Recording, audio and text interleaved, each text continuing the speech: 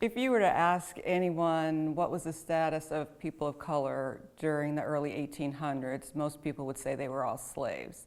However, history tells us that there were about 200 to 400,000 free people of color in the United States at that time. And our families came from North Carolina to the Lost Creek area, so that was really reflective of that. They were free people, they all owned their own farms, but everything just wasn't perfect. So they were still experiencing some prejudice. It was illegal to read and write. It was illegal to hold church services even. So they were looking for a better life, a better way of life for their families.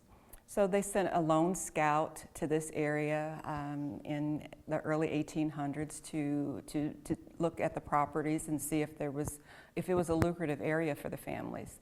And the legend has it that he did return to the families and say, you'll be very surprised. There are hogs running around the forest with knives and forks in their backs, which of course meant that they would have plenty to eat. So these 6 families traveled from Wake County in North Carolina to the Lost Creek area on foot and by caravan. Fantastic. So we don't necessarily have to name all of the families that were involved, just for the sake of documentation for the later portion of this. The family that your family is connected to was? The family that I'm connected to from those 6 families was the Dixon Stewart family. And he was one who had to travel with papers because anyone that was free, a person of color, must travel with free papers to say this person is free and they can travel freely without any incident. Well, once they got to the promised land, as it were, to Lost Creek, Indiana, what happened then? They were able to purchase land for their families, and one of the deeds actually shows the seller as President Andrew Jackson, and we still have a copy of one of those documents that shows that signature. They were able to build their own communities, farm their own land. They had their own churches, they had a grocery store, barbershop, and they raised enough money to have their own school. During that time, again, it was illegal to educate people of color. They hired their own teachers to come in, and in fact, the teachers lived with many of the families during that time. Just taking a sidestep here, not your typical story of African Americans or of people of color at all during this time. Talk about how different that was in that time. Well, it was very unusual at that time, but they were a proud people, and I respect them and admire them, and I'm so proud to be part of that legacy because it's not just my family story, it's a part of American history that many of us have never heard. And it's about the human experience. It's their resilience, their determination, and it's really an inspiring story to lose or to leave their homes and to come to a place they've never seen before and to just build it and be very, very successful in that. So we've come all the way down from North Carolina to Lost Creek, and now let's move even further into the future, moving to where we are now. What kind of a role has Lost Creek played in the Vigo County community, in the Wabash Valley community? I know that's a large question. Yes, it is. Okay. Boil down into one thing, but just how important has it been, the Lost Creek community? Well, I would have to go back to my previous statement that the Lost Creek community is a part of American history and clearly part of Vigo County history, certainly a part that many people don't know about. But these were people who raised families and were integral parts of the community and were just very successful. If there's someone who, no, that was great, that was fantastic. If there's something that you hope people who are viewing this can glean from their experience, what would it be? And if we need to come back to that question while you think about it, we can absolutely do that, because I know that's kind of a deep question. Mm-hmm. But, to the person who may not have known anything about Lost Creek or just knew the very basics about it, what do you hope they get from that, from their experience and from the story?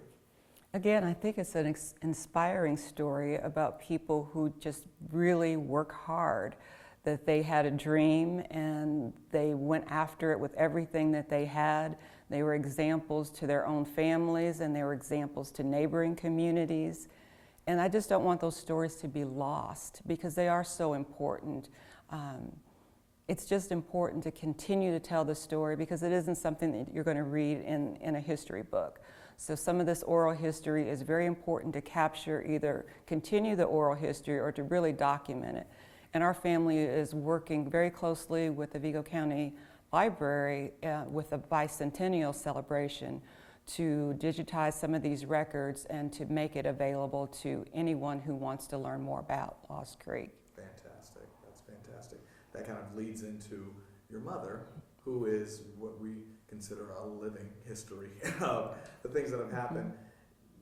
Just talk about her in terms of her significance to preserving the preservation of Lost Creek's history. Oh, that's good. My mom, I'm very proud of my mom, because she has always been interested in promoting our history, and it's a labor of love.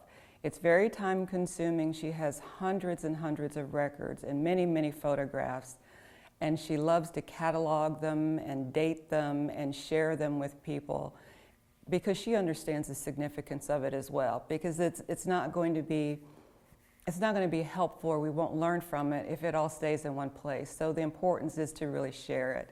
And I'm just very proud that she continues to do that and continues to want to tell the story.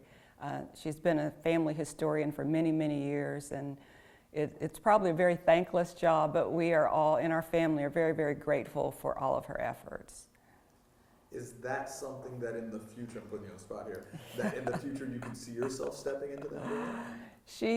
I'm in training, and she is training me to do much of that. She has, as we had talked about, she has many, many records, many family records, and she really has sat down with me on several occasions to explain how some of the family trees are recorded and the relationships between family members. That's wonderful, wonderful. Anything else you wanted to add about your mom? No, I don't think so. The last question that I had, if you could, and I know this will require you going into the hypothetical realm, but to the Stewart Dixons, the family and the families that started from North Carolina, if they could see from where they were then to where we as a society are now, how do you think they would feel about where Lost Creek is and where just society is, in terms of race and in terms of acceptance? I think that some of the families would be proud in some respects that we have come so far, but I think that they would also be a little disappointed in maybe some of the lackadaisical part of it, the entitlement that sometimes comes with modern society that they certainly did not experience, that they did work very hard and they tried to instill a sense of family and community. And sometimes that's lost in our modern society, that we're all pretty much out for ourselves or just looking out for ourselves instead of each other as a family and as a community of people, not just an African American family, but as all of us to excel and live and grow together. Because that was one of from your mother and from Mary Lee and just from all of the sources that I've seen, they were able to coexist not only with each other, but to the white people who were around them, they lived peaceably. Right. It was in every sense a community. I mean, they lived together, they worshiped together, and that was really the glue that held them together, was their faith and the commonalities more so than the differences that they had between each other.